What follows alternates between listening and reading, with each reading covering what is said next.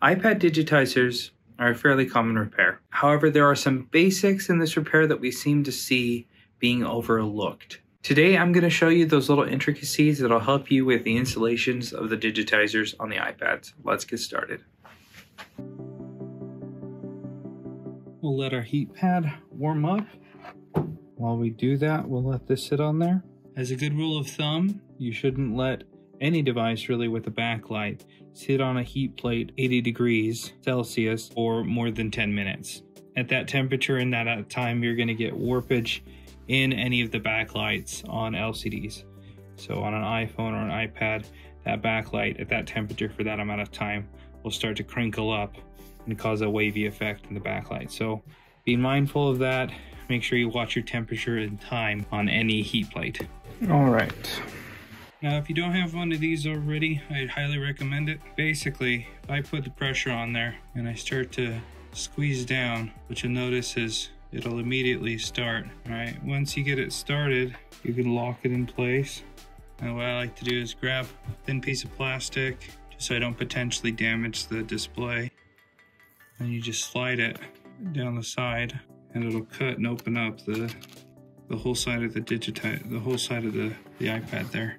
And then I'll take something, wedge it in there a little bit so that I hold my spot so it doesn't just automatically seal up on me again. And we'll move the suction, and I'll start to slice there as well. And something you can do to kind of help things along if you really want to is add a little bit of isopropyl alcohol. You just have to be careful if you're working around the display to not get any, because you don't want it to go into the backlight. And follow that down the side. And if it's gotten to a point where it's starting to not come up as easily, there's no harm in putting it back on a heat plate for a few more minutes. All right. Now we can lift and slide down the other side. I can tell I'm the first one in this iPad, and really I'm only replacing this because there's a teeny tiny chip right there in the corner. We'll add some isopropyl alcohol there. I really only feel comfortable at the top and the bottom to add any amount of isopropyl alcohol due to the backlight. And then we should be able to open it up all the way. All right, there. We'll take out the 4 screws that hold the display down. And then I like to gently go in with a pair of tweezers and slowly lift up and separate the display from that black silicone adhesive that holds the display in. And then gently lift up and let it naturally separate from the bottom 2 sections.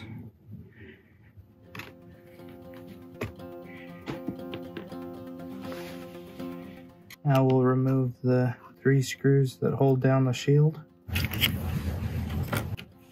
Disconnect the display. Disconnect the digitizer.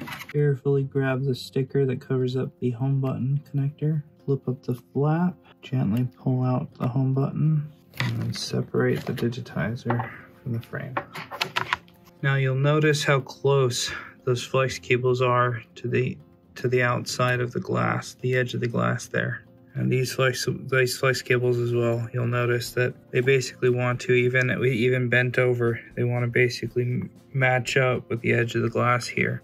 And what we're seeing a lot of is when people go to install it, it's like they forget that there's flex cables that need to not get pinched, and what happens is they get crimped in between the frame and the digitizer, and that crimping can cause touch issues on the screen. I'm going to be showing you how I go about installing this to ensure that we don't have any crimping going on in the flex cables. I like to come back in with some acetone, and as long as you're careful using the acetone, you can go along the edge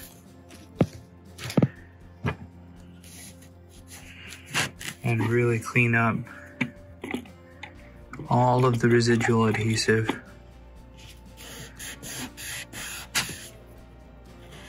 Having only the bare metal left over for the new digitizer. Now, if you're not comfortable using acetone, then isopropyl alcohol will do the trick. Or an even better option is the Falcon 530. this stuff.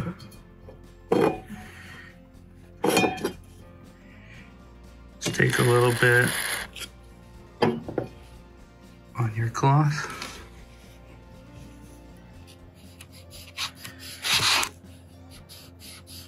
And wipe it down. This stuff is pretty amazing for cleaning all sorts of things, everything from the flux off of a board to the fingerprints off of a display. I'm going to carefully peel back the home button flex cable. And something that really helps, at least in this area, is a little bit of isopropyl alcohol. And we'll just want to fly right up. Use it here as well. Gently, gently, gently.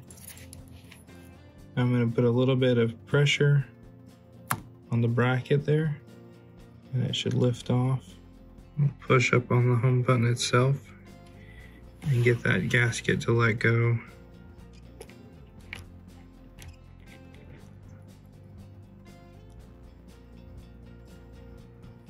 And if you've done it right, everything should come off just fine with the adhesive intact on the gasket and on the pads for the bracket. We'll get ourselves a new Digitizer.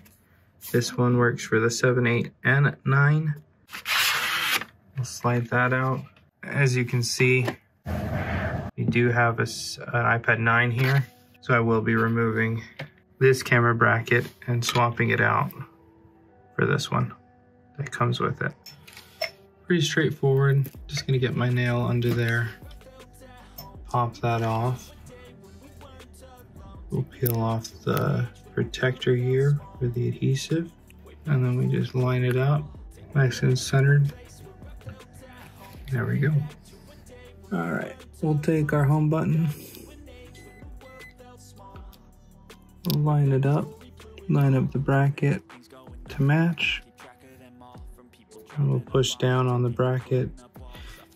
And if you've done it right, you should be able to see and feel the nice distinct click of the button, nice and solid in there.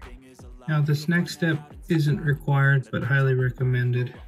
Get yourself some cold press adhesive and go around the border.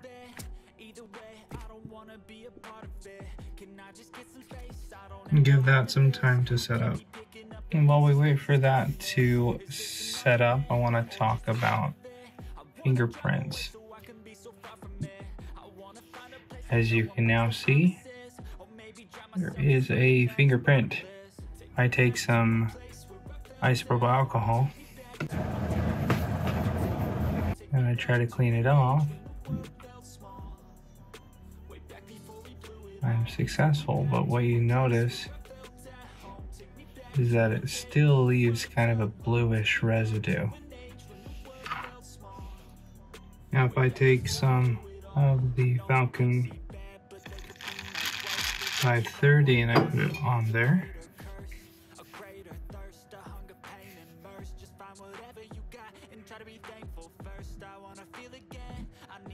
you see how fast it dries compared to the isopropyl alcohol, and it leaves me with no smudges and smears like you would get with isopropyl alcohol. Another good solution, of course, is acetone. So for example,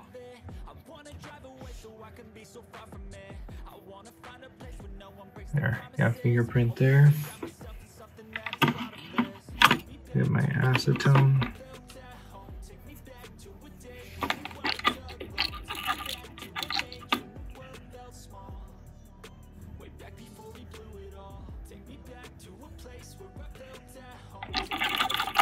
Oh, there we go. Didn't have any on there. There we go. Let's see. The acetone immediately removes all trace. Before we reconnect anything, it's important that we isolate the battery from the motherboard. And grab a spudger here, and I'm going to gently pry up next to the connector And I'm going to add along the bottom some isopropyl alcohol to help loosen up the adhesive so that the board lifts without flexing too much in one area. Once it's up high enough, I can slide in a piece of plastic so that there's no contact between the pins and the battery connector. And I like to use something thin so that it don't cause any stress on the board here so that it can kind of relax back into place. And the next thing I'll do is I'll hold down the power button here for about 10 seconds just to ensure that any residual power inside the logic board is completely drained before we connect anything back up. Now and we will connect the two connectors. Make sure they're nice and solid. Gently slide in the home button connector. Hold the flap down and put back the sticker. Now we'll take our display, connect it back up, put back the bracket, and put back the screws. Now I can slide out the plastic and we can reseat the battery connector with the screw. I'll gently put the display back into place, put the screws back. We'll wipe away any dust. This is a brand new clean microfiber cloth. You can also use compressed air if you want, or a compressor. Acetone if I'm going to be making direct contact with it. Now you can test it before you close it up, but I'm so confident in these digitizers that I'm not going to. What I like to do here is I'll take this protector and I won't take it all the way off, but I'll kind of fold it out and under because I don't want anything to stick to the adhesive here on the sides. Now that I'm ready for it, we'll peel off the protector from the inside.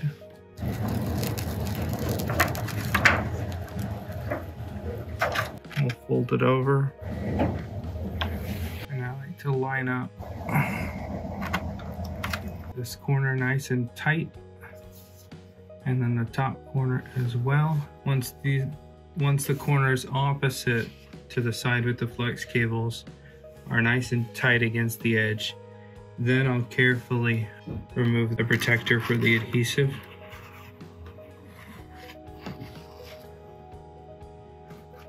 And then here's where everyone seems to be going wrong. You want to watch that cable and make sure it doesn't get pinched. And also double check that the home button cable is sitting down in there nicely. And what you can do if you need to is take the flat side of the spudger and gently kind of push on it as you close it, just to make sure that it really doesn't want to get pinched. See how it's not going to get pinched? And the home button as well. It's good. And if you've done that all correctly, it'll sit nice and flat. It won't want to bounce back up on you. We'll just give it a nice firm press everywhere. You can see the camera's perfectly aligned in there. And now we'll go ahead and turn it on and test it. And a good and simple way to test the touch is to go and grab the power button, and if it follows you and doesn't let go, basically around the border, you know that you're all good. Or you can grab an icon